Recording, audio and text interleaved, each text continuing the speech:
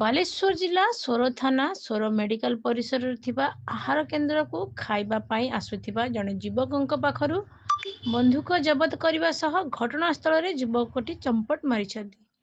ଏମିତି ଚାଞ୍ଚଲ୍ୟ ଘଟଣା ସୋର ମେଡିକାଲ ପରିସରରେ ଥିବା ଆହାର କେନ୍ଦ୍ରରେ ଦେଖିବାକୁ ମିଳିଛି। ସୂଚନା ଅନୁଯାୟୀ ଆଜି ସୋର ଆହାର କେନ୍ଦ୍ରରେ ଆହାର ଭୋଜନ ଚାଲିଥିବା ବେଳେ ସମୟ ପ୍ରାୟ ମଧ୍ୟାହ୍ନ 1:10। ଏହି ସମୟ ମଧ୍ୟରେ ଏକ ଯୁବକ ଏବଂ ଯୁବକ ସାଙ୍ଗରେ 13-14 ବର୍ଷର 2 ଜଣ ଛାତ୍ର ହଠାତ୍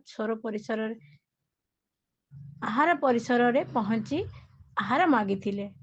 ସେଠାରେ ଥିବା ମହିଳା ଗୋଷ୍ଠୀ କେନ୍ଦ୍ରର ଦିଦି ଜଣକ ସେମାନଙ୍କୁ ଆହାର ଦେବା ସମୟରେ ମହିଳା ଦିଦି ଜଣଙ୍କ ଆଖିରେ ଦେଖିବାକୁ ପାଇଥିଲେ ସେହି ଯୁବକ ଅଣ୍ଟାରେ ଏକ ବନ୍ଧୁକ ଭଳି କ'ଣ ଦେଖାଯାଉଛି।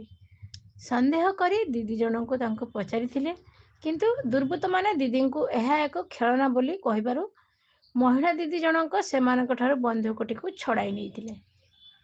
ଏହି ସମୟରେ ଦୁର୍ବୃତ୍ତମାନେ ଡରରେ ବନ୍ଧୁକଟିକୁ ଛାଡ଼ି ଭୟରେ ଦୌଡ଼ି ପଳାଇଥିଲେ। ମହିଳା ଜଣକ ପୋଲିସକୁ ଖବର ଦେବାକୁ ଯାଇ ଉକ୍ତ ଯୁବକ ଜଣଙ୍କୁ ବନ୍ଧୁକ ଛାଡ଼ି ଦୌଡ଼ି ପଳାଇ ଯାଇଛନ୍ତି। ଅଭିଯୋଗ ପାଇ ସୋର ପୋଲିସ ପହଞ୍ଚି ଅଧିକ ତଦନ୍ତ ଜାରି ରଖିଛନ୍ତି। ତେବେ ସୋର ନିର୍ବାଚନ ମଣ୍ଡଳୀରେ ଏହା କୌଣସି ନୂଆ ଘଟଣା ନୁହେଁ। କେତେବେଳେ କୋଉଠି ଚୋରି ତ ପୁଣି କୋଉଠି ଡକାୟତ, କୋଉ ଦିନ ଦ୍ୱିପହରରେ ମର୍ଡର ତ କୋଉଠି ଛିନତାଇ। ଏଭଳି ଦୁର୍ଘଟଣା ସୋର ଏରିଆରେ ବାରମ୍ବାର ହେବାର କାରଣ କ'ଣ? ପୋଲିସ ପ୍ରଶାସନ କିଛି ଜାଣିପାରୁନି ନା ସବୁ ଜାଣିଶୁଣି ଚୁପ୍ ବସୁଛି?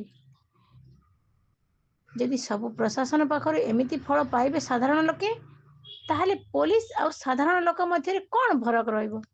ସାଧାରଣ ଲୋକଙ୍କ ମଧ୍ୟରେ ଏହା ପ୍ରଶ୍ନବାଚୀ ସୃଷ୍ଟି କଲାନି।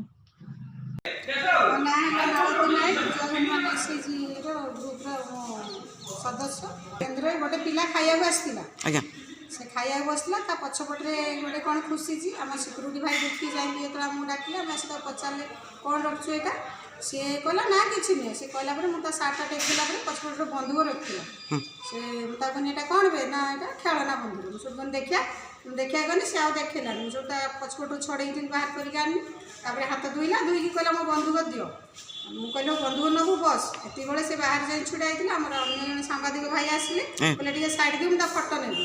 ସେ ଫଟୋ ଉଠେଇଲେ, ସେଇ ସମୟରେ ସେ ବାଉଣ୍ଡରୀ ଦେଇକି ଦୌଡ଼ିକି ପଳେଇଲା। କେତୋଟି ବନ୍ଧୁକ ଥିଲା? ଆଜ୍ଞା, କେତୋଟା ବନ୍ଧୁକ? ଗୋଟେ ବନ୍ଧୁକ। କେତେ ଜଣ ଆସିଥିଲେ? ସିଏ ଜଣେ ଥିଲା, ଆଉ ଜଣେ ଛୋଟ ଛୁଆ 2 ଜଣ, ତା ସାଙ୍ଗରେ 12-13 ବର୍ଷର ଛୁଆ 2 ଜଣ ଥିଲେ। ଆଜ୍ଞା, ଏ ବାବଦରେ ଆପଣ କ'ଣ ଅବଗତ କରାଉଛନ୍ତି? ଆଜ୍ଞା, ଏ ବାବଦରେ କେଉଁଠି ଅବଗତ କରିଛନ୍ତି? କାହାକୁ ଅବଗତ କରିଛନ୍ତି? ହଁ, ମୁଁ କାଉନ୍ସିଲରକୁ ଫୋନ୍ କଲି, ସେ ଥାନାକୁ ଫୋନ୍ କରିଥିଲେ। ଥାନା ଗାଡ଼ି ଆସିଥିଲା, ସାର୍ ବନ୍ଧୁକ ସିଜ୍ କରିକି ନେଇକି। ଧନ୍ୟବାଦ।